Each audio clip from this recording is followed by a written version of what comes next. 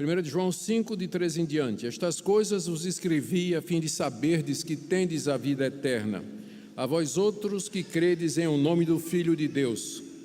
E esta é a confiança que temos para com Ele, que se pedirmos alguma coisa segundo a sua vontade, Ele nos ouve.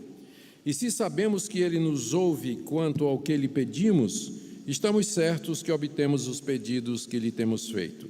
Se alguém vir seu irmão cometer pecado não para a morte, pedirá, e Deus lhe dará vida aos que não pecam para a morte. Há pecado para a morte, e por esse eu não digo que rogue. Toda injustiça é pecado, e há pecado não para a morte. Sabemos que todo aquele que é nascido de Deus não vive em pecado. Antes, aquele que nasceu de Deus o guarda, e o maligno não lhe toca. Sabemos que somos de Deus e que o mundo inteiro jaz no maligno. Também sabemos que o Filho de Deus é vindo e nos tem dado entendimento para reconhecermos o verdadeiro. E estamos no verdadeiro em seu Filho Jesus Cristo. Esse é o verdadeiro Deus e a vida eterna. Filhinhos, guardai-vos dos ídolos. Pai, estamos diante da Tua palavra. Nós pedimos que a exposição dela traga entendimento, consolo, orientação, instrução, correção, tudo de acordo com a necessidade de cada um de nós aqui nessa manhã. Em nome do Senhor Jesus. Amém. Irmãos, na mensagem anterior nós vimos que o apóstolo João apresenta 3 critérios para que nós possamos discernir o verdadeiro cristão. Primeiro, a crença em Cristo, que Ele é o Filho de Deus, que Ele veio em carne. Segundo, o amor ao próximo, que se traduz em boas obras e ajuda material. E terceiro, obediência aos mandamentos de Deus, que significa uma vida em retidão. Esses 3 critérios, o critério doutrinário, moral e social, eles estão interligados, eles só valem se estiverem juntos. O que identifica o crente é a presença dessas 3 marcas nele. Ter uma apenas não garante absolutamente nada, mas precisamos das 3 marcas para ter essa segurança de que realmente pertencemos a Deus. João também mencionou o tríplice testemunho que Deus dá a respeito de Jesus, a água, o sangue e o Espírito. E ele enfatizou a importância do testemunho de Deus, indicando que a fé em Cristo é crucial para que alguém tenha a vida eterna. João exorta, nós vimos isso na mensagem anterior, os leitores a rejeitarem as heresias daqueles pregadores itinerantes que estavam chegando na igreja e trazendo uma outra doutrina. Exorta-os a serem maduros na fé, amarem ao próximo e servir a Deus com sinceridade. E, por fim, ele esclarece que a verdadeira vida eterna está em Jesus. E foi onde nós deixamos o texto. Na mensagem de hoje, nós veremos as orientações finais que João traz e que, na verdade, são um resumo de tudo que ele ensinou até agora. Vamos começar com essas orientações. São pelo menos 4, deixa-me contar, 1, 2, 3, 4, 5 orientações que João coloca aqui no final da sua carta. A primeira delas é, João diz aos seus leitores, nós temos a vida eterna. Veja o verso 13. Estas coisas vos escrevi, a fim de saberdes que tendes a vida eterna, a vós outros que crede em o nome do Filho de Deus. Crer no nome do Filho de Deus é a mesma coisa de crer no Filho de Deus, não tem distinção nenhuma. Aqui nós temos muito claramente João dizendo o motivo pelo qual ele escreveu essa carta. Ele escreveu essa carta para assegurar os crentes das províncias do Império Romano, a que essa carta foi destinada, de que eles tinham a vida eterna. Não é que teriam, mas que eles no presente já tinham a vida eterna. Escrevi essa carta para que vocês saibam disso, que vocês têm a vida eterna. João faz isso porque a pregação daqueles falsos profetas podia ter incutido alguma dúvida. Geralmente, todo falso profeta, ele ensina salvação por obras. Salvação por obras não traz segurança a ninguém, porque se a minha salvação depende das obras que eu pratico, eu nunca posso ter certeza de que eu serei salvo, porque nunca saberei quando terei praticado obras suficientes que possam agradar a Deus e garantir a vida eterna. Em compensação, a justiça de Deus pela fé, ela garante, promete e traz certeza de vida eterna, porque quem me salva é Deus. Não sou eu que me salvo pelas minhas obras, pelo meu merecimento, pela minha moralidade, pela minha retidão, mas é Deus que me salva, Deus que me guarda, Por isso, João escreve essa carta e diz aos seus leitores: eu escrevo para que vocês tenham certeza de que vocês têm a vida eterna. Ela é dada por Deus, é um dom de Deus e vocês podem ter certeza disso. É claro, é preciso lembrar aqui que isso aqui é dito para os que creem no nome do Senhor Jesus. Se você é um desses que creem no nome do Senhor Jesus, ou creem que Jesus é o Filho de Deus, que veio a esse mundo para ser o nosso Redentor, então você pode ter certeza que você tem a vida eterna. E essa segurança nós podemos ter com base na palavra de Deus. Na verdade, não é só João escrevendo essa carta que nos fala da certeza da salvação. O próprio Jesus, ele falou isso: quem crê em mim tem a vida eterna. Lá no Evangelho de João, capítulo 3, verso 16, Deus amou o mundo de tal maneira que deu seu Filho unigênito para que todo aquele que nele crê tenha a vida eterna. Então, nós podemos ter essa certeza. É isso que João está dizendo aqui: se você crê no nome do Filho de Deus, você tem a vida eterna.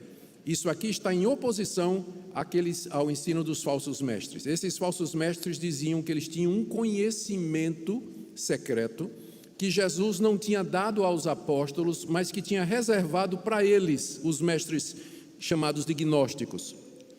Aliás, o nome gnóstico vem da palavra grega gnose, que significa conhecimento.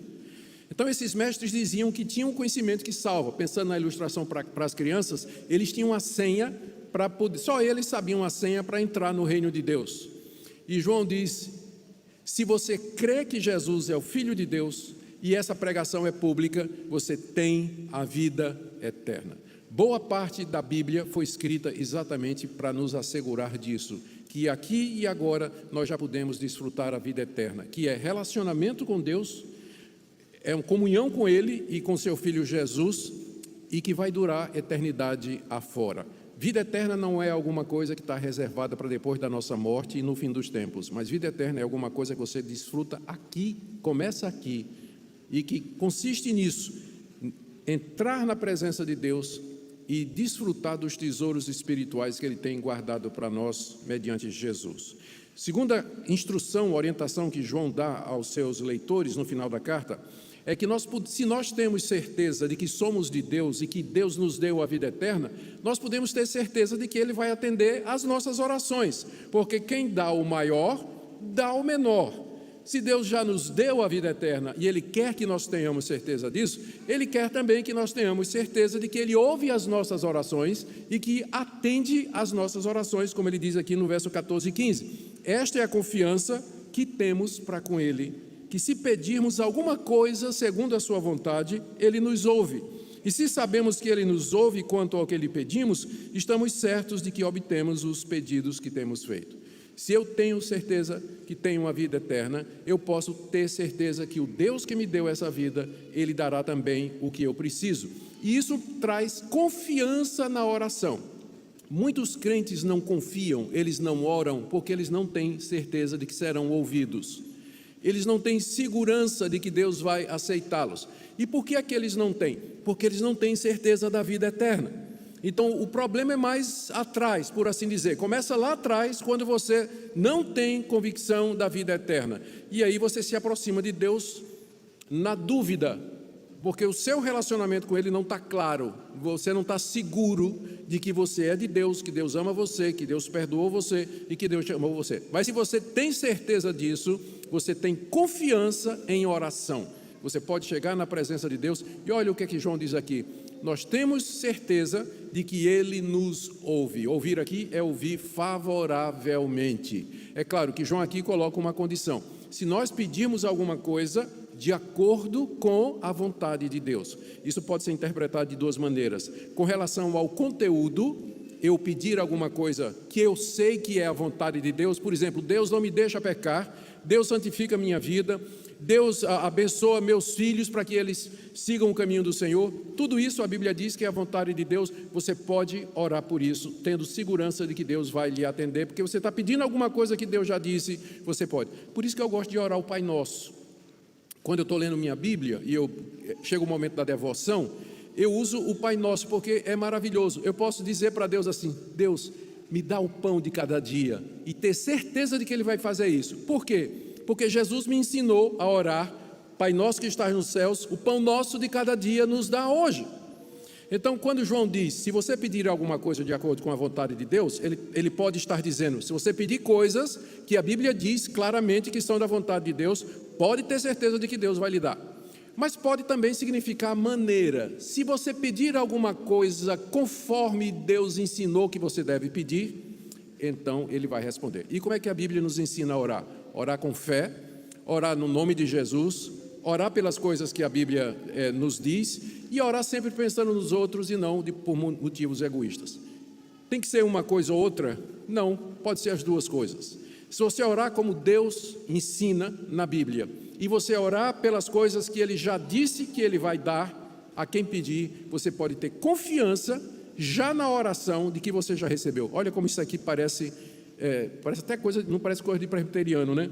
Mas diz aqui, ó, verso 15: se sabemos que Ele nos ouve, quanto ao que lhe pedimos, estamos certos que obtemos os pedidos que temos feito antes que os pedidos sejam respondidos. Já na oração, você se apropria. Esse aqui é o verdadeiro toma-posse, tá? Já na oração, você toma posse em fé, porque você está orando conforme a vontade de Deus, pelas coisas que Deus disse que haveria de dar. Então você tem segurança de que você já recebeu. Que coisa maravilhosa. Esse é o nosso Deus, é o Deus que nos chama a ter comunhão com Ele, e é o Deus em quem nós podemos confiar e podemos trazer as nossas angústias e as nossas preocupações. Terceiro ponto, meu terceiro ponto aqui. Primeiro foi que nós podemos ter certeza da vida eterna. Segundo se nós temos a certeza da vida eterna, nós podemos orar com segurança. E em terceiro lugar, nós temos um exemplo que João disse de como, no que ele acabou de falar. Aqui, ó, no verso 16, 17. Se alguém vir a seu irmão cometer pecado não para a morte, pedirá, e Deus lhe dará vida aos que não pecam para a morte. Há pecado para a morte, por esse não digo que ore, que rogue. Toda injustiça é pecado e há pecado para a morte. Isso aqui é um exemplo da oração que Deus responde, que é a vontade de Deus. A vontade de Deus é perdoar os seus filhos quando eles pecam. Isso aí é muito claro. Aqui mesmo na carta está dito, se confessarmos os nossos pecados, Deus é fiel e justo para perdoar os pecados e purificar de toda injustiça. E também no capítulo 2, João disse que se alguém pecar, nós temos um advogado junto ao Pai, Jesus Cristo o justo. O próprio Deus já tomou todas as medidas necessárias para nos perdoar quando nós caímos em pecado. Portanto, é a vontade de Deus nos perdoar. Então, se você vir um irmão pecar, em vez de você falar mal dele, comentar com outras pessoas, no seu íntimo recriminá-lo e reprová-lo, você ora por ele. E aqui João está dizendo que Deus vai dar vida ao irmão pelo qual você está orando. Essa é a vontade de Deus. Esse é um exemplo. Deus quer levantar seus filhos que caem em pecado. Se você vir alguém crente no Senhor Jesus tropeçar, porque crente verdadeiro tropeça também, e você orar por ele, Deus vai levantar essa pessoa, Deus vai trazer essa pessoa ao arrependimento, Deus vai mudar o coração, Deus vai dar forças para a pessoa, vai consolar, trazer de volta. Se essa pessoa não é de Deus, isso não vai acontecer. Mas a vontade de Deus é que você ore pelo irmão que caiu. Aí ele diz, mas tem uma exceção, é se a pessoa pecou para a morte. Aí João diz, por esse eu digo, nem ore, porque não é a vontade de Deus perdoar quem pecou para a morte. Portanto, vejam como é importante a gente saber se a gente cometeu esse pecado ou não, não é? O que é esse pecado para a morte? João diz aqui, explicando, que toda injustiça é pecado, aí no verso 17. Injustiça é a quebra da lei de Deus, é você ser injusto diante de Deus. Deus disse, não adultere, não minta, não roube, não mate, e você quebrou essas coisas. Então, toda injustiça, toda quebra da vontade de Deus, desse Deus amoroso, misericordioso, é pecado. Mas tem um pecado, e todo pecado, não se iluda, todo pecado leva à morte. O salário do pecado é a morte. Mas se você orar pelo irmão, Deus dá vida. Mas existe um pecado, uma injustiça que é para a morte, ou seja, ela leva à condenação eterna de maneira inexorável, sem retorno. Pelo contexto da carta, nós podemos fazer algumas afirmações. Primeiro, crente verdadeiro nunca vai cometer esse pecado. Ele nunca vai. porque isso vai contra o que o próprio João ensina aqui a respeito da certeza da salvação. Se nós temos a vida eterna e temos certeza disso, Deus vai nos guardar nessa certeza, já que a salvação vem dele, e ele nunca vai permitir que eu perca a vida eterna cometendo um pecado que é o pecado para a morte. Essa é a primeira coisa.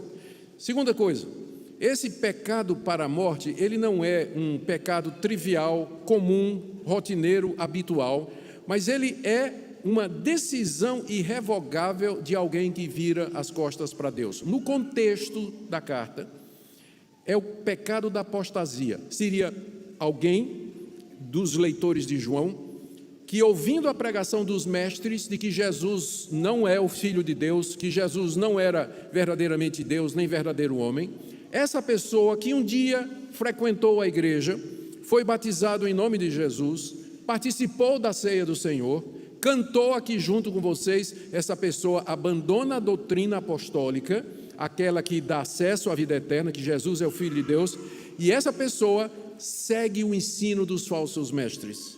Ele começa a dizer: Jesus não é Deus, Jesus não é verdadeiro homem, Jesus não morreu para me salvar, eu tenho que me salvar por mim mesmo. Então a gente chama isso de apostasia. Quando uma pessoa chega nesse ponto de ter frequentado a igreja, ter do conhecimento de Deus, e ela vira as costas para tudo isso, para seguir um falso ensino, ela abraça a mentira, então é sinal de que aquela pessoa cometeu apostasia. Aí João diz: por esse aí você nem ora. Tem um pecado semelhante a esse, que eu creio que é a mesma coisa, que Jesus menciona nos evangelhos. Jesus estava expelindo demônios, e isso trouxe um problema para a liderança judaica, porque eles não criam que Jesus era o Filho de Deus, e não criam que Jesus era de Deus. Para os judeus, Jesus era um falso profeta. Mas como é que um falso profeta pode abrir os olhos de um cego, levantar aleijados, curar doentes, ressuscitar mortos e expelir demônios? E aí eles vieram com uma solução: é que ele está possuído por um demônio. Ele faz isso pelo poder de Satanás, de Belzebu, o demônio mais forte que existe. É por isso que ele tem esse poder. Aí Jesus disse: isso aí que vocês fizeram é a blasfêmia contra o Espírito Santo. Não tem perdão nem agora e nem na eternidade. Blasfemar significa falar mal, e falar mal do Espírito Santo, dizendo que ele é Satanás, só é feito por pessoas que chegaram no ponto que passaram daquela linha onde não tem volta, não tem mais conversão para aquelas pessoas, não tem perdão para aquelas pessoas. É a mesma coisa do pecado para a morte que João está falando aqui. Então, tudo isso dentro da categoria, João dizendo: eu vou dar um exemplo. Eu disse que se a gente pedir uma coisa segundo a vontade de Deus, Deus responde. Vou dar um exemplo. Se você viu o seu irmão cair e ele não cometeu o pecado para a morte, então é um daqueles pecados costumeiros, você ora e Deus vai levantar aquele irmão. Mas se aquele que abandonou, virou as costas, apostatou, insultou o Espírito Santo, endureceu o coração, está seguindo uma seita depois de ter conhecido a verdade, nem ore, porque não é a vontade de Deus que essa pessoa seja perdoada, ela cometeu esse pecado para a morte. Em termos práticos, que pode ser que eu me esqueça isso no final, eu queria dizer o seguinte: como a gente não conhece o coração de todos, se você viu o irmão pecar, ore por ele. Se você vir ele se desviar, ore por ele também. E deixe esse julgamento do pecado para a morte nas mãos de Deus. A não ser naqueles casos, e eu sou um desses, em que é claro que o falso profeta, ele está levando multidões ao erro. Por esses eu oro, mas oro em oração imprecatória. Tipo assim: Senhor, que tua mão venha sobre esse indivíduo, esse apóstata, esse falso profeta que está levando multidões ao erro. Coloca a tua mão em cima dele, porque eu estou seguindo o exemplo bíblico. Quando a Bíblia trata do pecado das ovelhas, é um tom pastoral, chamado ao arrependimento. Mas quando é da liderança, a Bíblia não deixa dúvida. A Bíblia diz mesmo: as intenções são falsas, são mercenários, estão atrás de dinheiro, querem poder, querem dividir a igreja e são contra, eles são o espírito do anticristo. Lembram que nós pregamos isso aqui? Está na passagem antes dessa. Então por esses eu não oro não, oro em precatório. Ora em precatório. Agora, pelas ovelhas do rebanho, a gente ora para que Deus tenha misericórdia. Esse é o exemplo que João nos dá aqui. Deus perdoa quem não peca para a morte. Agora vamos ver a quarta orientação que João nos dá do verso 18 a 20. Eu disse para vocês que esses falsos mestres, A abordagem deles era essa: nós temos uma gnose, por isso que eles são chamados de gnósticos, e o movimento era chamado de gnosticismo. É um movimento que começa a mostrar as suas raízes no século I, foi a primeira grande heresia que a igreja teve que combater. Esses caras chegavam dizendo assim: nós temos um conhecimento verdadeiro, para você ser salvo você tem que adorar os anjos, você tem que conquistar os espíritos que habitam nas regiões celestiais, para você poder chegar a Deus. Esse era o conhecimento secreto que eles tinham, que não é mais segredo porque eles escreveram, e a arqueologia desenterrou no século passado escritos gnósticos datando lá do século II. A gente já sabe agora o que é que eles ensinavam. Então, a ênfase dele era no conhecimento. Você tem que saber para ser salvo. E nesse sentido, eles não estavam errados. Você precisa ter a senha. Você precisa saber o abre-te sésame, senão você não entra. A diferença é que Deus já tornou público. Isso não é privilégio de um grupo esotérico, VIP, selecionado, mas é conhecimento geral, e é com base nisso que Deus vai julgar o mundo. Que esse conhecimento é público. Por que você não creu? Por que você não abraçou? Todo mundo sabe, foi proclamado aos quatro cantos da terra que Jesus Cristo é o Filho de Deus, que Ele é o Salvador do mundo, é o único mediador, não tem outro. Por que você não creu nisso? Esse conhecimento é público. Então, veja que aqui, nessa passagem que eu vou ler agora, no final da carta, a ênfase que João dá na palavra conhecer e no conceito de conhecer. Veja como é que ele começa, no verso 18.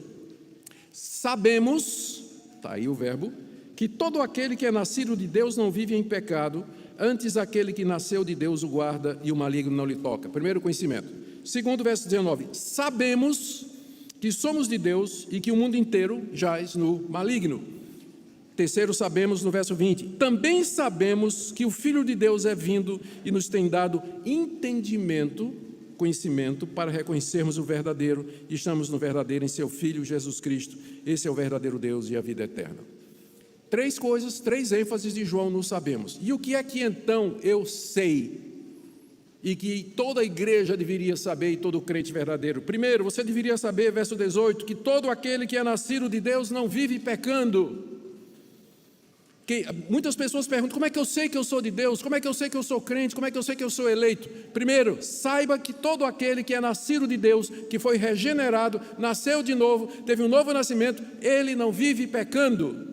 Não está dizendo aqui que ele não peca, assim do tipo, nunca vai pecar, mas está dizendo que não é a prática habitual do crente. Que você deveria ser definido não porque é alguém da língua grande, alguém que é ganancioso, alguém que é trambiqueiro, alguém que é desonesto, mas você teria que ser conhecido porque você é uma pessoa reta, uma pessoa verdadeira, pessoa que fala a verdade, que ama o próximo e que quer fazer o bem para todos que estão ao seu redor. Sabemos, e esse é um conhecimento público, que todo aquele que é nascido de Deus não vive na prática do pecado. Por quê? Pastor, mas como é isso? Não vive na prática do pecado? João explica. Por quê? Porque aquele que nasceu de Deus o guarda. A quem ele se refere aqui? Quem é que nasceu de Deus no contexto da carta? Jesus, o Filho de Deus. Ele o guarda, guarda você. Essa é a primeira coisa. Segundo, o maligno não lhe toca. Por isso que você não vive na prática do pecado. Cristo lhe guarda e o maligno não toca em você. Quando diz que o maligno não toca, não está dizendo que você não vai ser tentado, que você não vai ser fortemente tentado, a gente chama isso de opressão, que você vai ser, que o diabo vai tornar sua vida um inferno, literalmente, figuradamente falando.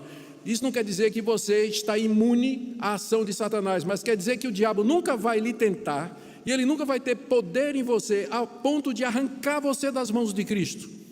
Nós sabemos isso. Aquele que é nascido de Deus não vive pecando, porque o diabo não lhe toca fatalmente. Aquele toque mortal, destruidor, que ele tocou no coração de Judas, por exemplo, e no coração de tantos outros, isso o verdadeiro crente nunca vai temer. Não tenha receio disso. Cristo guarda você, o maligno nunca vai lhe tocar a ponto de lhe separar do amor de Deus e da vida eterna. Segunda coisa que nós sabemos é que nós somos de Deus. Como é que eu sei que eu sou de Deus? Todos os critérios já estão aqui. Crê que Jesus é o Filho de Deus, crê que Ele morreu na cruz para salvar pecadores, você crê nisso, e que o que Ele fez na cruz, de fato é suficiente para pagar os seus pecados, que Ele ressuscitou dos mortos, você crê nisso, que Jesus está vivo hoje, que Ele vive, você crê nisso.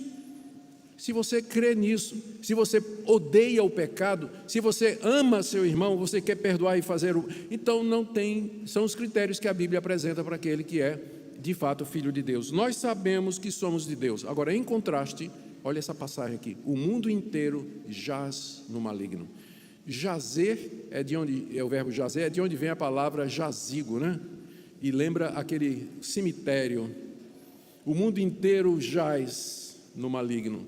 O mundo inteiro está morto e sepultado no cemitério de Satanás, sem condições de se levantar, sem condições de se salvar, são mortos. Quando João fala mundo aqui, é a maneira de viver de pessoas que não conhecem a Deus. É o sistema de valores da humanidade perdida. Nós não pertencemos mais a isso, nós não estamos mais no jazigo do cemitério de Satanás. Cristo nos ressuscitou, Ele nos deu a vida eterna. Isso significa que eu não vou mais viver como aquelas pessoas vivem. Vejam aqui que não tem esperança. Nós somos de Deus e o mundo está no diabo. Não tem meio termo. Você que está aqui nessa manhã, ou você é de Deus, ou você está no cemitério de Satanás, morto e sepultado, eternamente separado de Deus. Não tem meio termo, não existe meio termo. Por isso que a Bíblia foi escrita, para nos despertar para essas verdades e mostrar de que maneira você pode ter a vida eterna. Nós somos de Deus e o mundo inteiro jaz no maligno. Terceira coisa que você tem que saber, verso 20: sabemos que o Filho de Deus é vindo. Nós sabemos isso, que o Filho de Deus já veio. Os judeus ainda esperam a chegada do Messias. E aqui está a diferença entre o cristianismo e o judaísmo. Nós sabemos que o Filho de Deus é vindo, Ele já veio. Os judeus estão esperando o Messias futuro ainda. Mas nós sabemos que esse Messias é Jesus de Nazaré. Ele já veio. E Ele já nos deu entendimento para reconhecermos o que é verdadeiro. Não somente Ele veio, mas Ele nos deu conhecimento para a gente saber quem Ele é, quem Deus é, o que é que nos aguarda, de que maneira nós devemos viver, o que é que Deus espera de nós e o dom gracioso da vida eterna. E João destaca aqui duas coisas. E nós estamos para reconhecermos o verdadeiro. E estamos no verdadeiro, que é seu Filho Jesus Cristo. E aí ele diz: esse é o verdadeiro Deus e a vida eterna. Aqui é uma das passagens mais claras da Bíblia sobre a divindade de Cristo, para provar. Porque tem muita gente, as seitas dizem que a divindade de Cristo foi uma doutrina do tempo de Constantino, da Idade Média, mas não está na Bíblia. As seitas vão dizer isso para vocês, especialmente Testemunhas de Jeová e outras. Mas essa aqui é uma passagem muito clara. Estamos em Jesus Cristo. Este, pela gramática, esse pronome relativo se aplica ao substantivo anterior, né? Se me lembro de português, ainda é isso aqui. Então, esse Jesus Cristo, o último mencionado, é o verdadeiro Deus, e não aqueles que os falsos mestres estavam pintando. Eles pintavam a caricatura de Deus, o Deus gnóstico. Eles diziam que o Deus do Antigo Testamento era um demiurgo, um Deus mau, perverso, que mandava as guerras, mandava matar mulheres, crianças, queria sacrifício, mas o Deus de Jesus é um Deus de amor.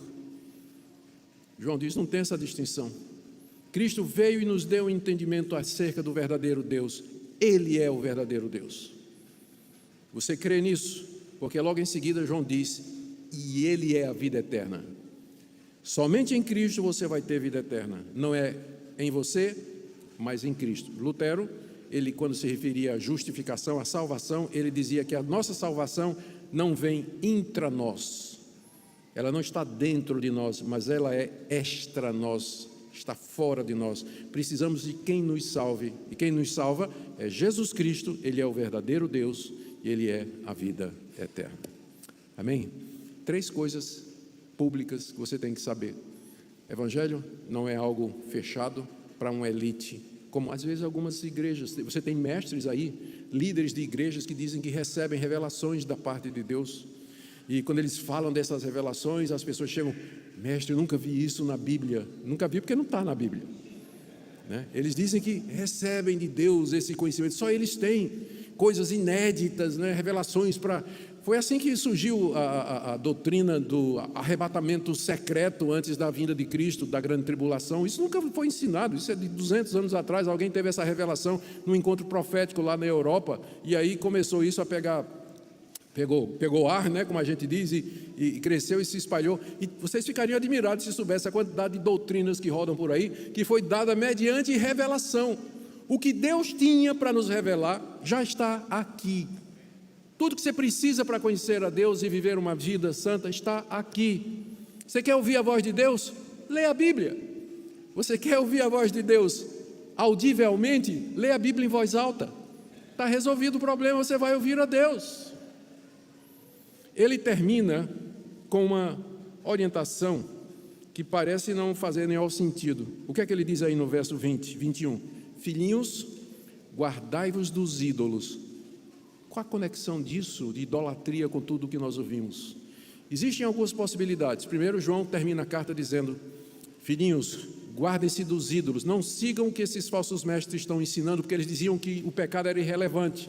E o pecado mais comum daquela época entre os pagãos era frequentar os templos pagãos, onde tinha sacrifícios para os deuses e envolvimento com as prostitutas cultuais, as sacerdotisas. Então, filhinhos, guardem-se de praticar idolatria, não vão para esses templos pagãos, onde esses homens ensinam a prática da imoralidade. Pode ser isso. Ou, tem uma outra interpretação que eu acho que é a melhor. Quando ele diz, o que é um ídolo? O ídolo é uma tentativa de representar Deus, portanto é uma imitação, não é o Deus verdadeiro. O ídolo não é o Deus, ele representa aquilo que as pessoas pensam que é Deus. O problema é que o ídolo é uma imitação. O Deus que os falsos mestres estavam pregando não era o verdadeiro Deus. João acabou de dizer que o verdadeiro Deus é Jesus Cristo. Então o que eles estavam ensinando era um ídolo, era uma imitação de Deus. Era um Deus incompleto, era um Deus imperfeito que foi criado segundo o entendimento deles. O verdadeiro Deus é o Senhor Jesus. Nele habita plenamente a divindade. Ele é a imagem do Deus invisível. A Bíblia está cheia de referências a esse respeito. Ele é o verdadeiro Deus.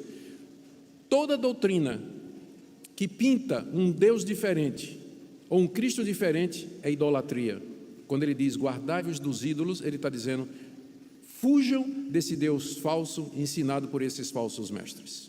É nesse sentido que o livro acaba com essa exortação que parece desconectada, mas que na verdade é o resumo de tudo que ele está dizendo. Fujam desses falsos mestres. Deixe-me terminar aqui com algumas respostas para a pergunta: à luz de tudo isso, o que é que Deus espera de nós? O que é que Deus espera da igreja Esperança? O que é que Deus aguarda que tipo de reação nós devemos ter diante do que nós ouvimos? Primeiro, que nós cuidemos para que nunca abandonemos a fé em Cristo conforme a doutrina dos apóstolos. Que a Bíblia sempre seja a direção dessa igreja, que o sola escritura seja a base de tudo o que nós fazemos aqui. Eu creio que é isso que Deus deseja, porque isso, João diz, estas coisas eu escrevo para que vocês tenham certeza, para que vocês saibam que tem a vida eterna. O propósito da Bíblia é nos guiar no caminho da eternidade. Então, o que é que Deus espera de nós, igreja? Que nós guardemos a palavra de Deus, que ela seja a nossa base. Nada de revelação, de sonho, adivinhação, profetada, não venha com isso. Nós nos guiamos pela palavra de Deus. Segunda coisa, o que é que Deus espera de nós? Que nós oremos pelo irmão que cai em pecado. Eu posso cair em pecado, você pode cair em pecado. Quando isso acontecer, não fale mal do irmão, não comece a botar no grupo de família ou fala com outras pessoas. Ore por aquele irmão que caiu, ore por ele. Se a gente fizesse isso, acabava a fofoca na igreja. Aliás, vamos falar disso domingo que vem, né? Se Deus quiser, como acabar com a fofoca na igreja. Não perca domingo que vem. Me lembrei da história do pastor que foi pregar sobre fofoca, viu, reverendo? Foi pregar sobre fofoca, especialmente porque tinha a Dona Maria, que estava na igreja, falava mal de todo mundo, a língua dela percorria os céus e a terra. Era a mulher mais temida da igreja, a fofoqueira da igreja, e o pastor pregava, um dia faltou todo mundo, só Dona Maria estava na igreja, ele pregou contra a língua, e no fim fez apelo. Dona Maria, para surpresa do pastor, se levantou e veio à frente. O pastor perguntou: o que é que a senhora quer fazer? Ela disse: eu venho colocar minha língua no altar. O pastor disse: eu acho que não vai caber não. Então, se você não vier no próximo domingo, a gente vai pensar que você não quer colocar a língua no altar, não é? Então, o que é que Deus espera de nós? Se nós virmos alguém cair em pecado, que nós oremos pelo irmão. Terceira coisa que Deus espera dessa igreja é que seja uma igreja de pessoas que tenham certeza da vida eterna. Não porque são melhores do que outras, mas porque creem em Cristo, reconhecem que são pecadoras, indignas, mas recebem graciosamente, gratuitamente pela fé, a salvação que é em Cristo Jesus. Deus espera que essa igreja não tema Satanás e seus ardis. Não é que fique despreocupada, mas que não tema. Satanás é uma criatura, ele não é Deus. Ele é um anjo caído, debaixo do poder de Deus, e ele só vai até onde Deus deixa. E Deus prometeu que ele não nos toca. Nós não somos como outras igrejas. Muitos de vocês vieram de igrejas onde vocês foram ensinados a viver com medo de demônio nisso, demônio naquilo, isso está amaldiçoado, isso aqui. O maligno não lhe toca. Nós somos de Deus, nós queremos uma comunidade de pessoas libertas, livres em Cristo, para servir a Deus. E por último, cuidemos para não criar um Deus em nossa mente que seja simplesmente um ídolo e uma imitação do verdadeiro Deus. Amém? Vamos ficar em pé. Pastor, vem orar. Depois nós vamos cantar um cântico e partir para o final do culto. O pastor Samuel também vai impetrar a bênção. Deus amado, nós te louvamos porque o Senhor é bom e porque o Senhor traz para nós a tua palavra. O Senhor escreveu essa carta para nos trazer paz, para que nós saibamos que temos a vida eterna. E se há alguém em dúvida aqui, Senhor Deus, que o Senhor dissipe as dúvidas, que o Senhor nos faça entender a crença em Jesus Cristo como Filho de Deus, que o Senhor nos faça abandonar os nossos pecados, não andar de acordo com os princípios e os preceitos do coração caído da gente, mas que a gente possa viver para a Tua glória e que a gente possa se exercitar em oração uns pelos outros. Que quando tivermos o desejo e a vontade de, ao ver alguém fazer alguma coisa que pensamos ser errado, ao invés de falarmos com outras pessoas sobre ele, que nós o tragamos aos Teus pés, para que a Tua igreja possa experimentar, Senhor Deus, o que significa orar uns pelos outros e o que significa viver para a Tua glória. Obrigado pela Tua palavra. Aplica essa palavra pelo Teu Espírito ao nosso coração. E agora recebe esse louvor como um aroma suave na Tua presença. É o que nós te pedimos no nome de Jesus.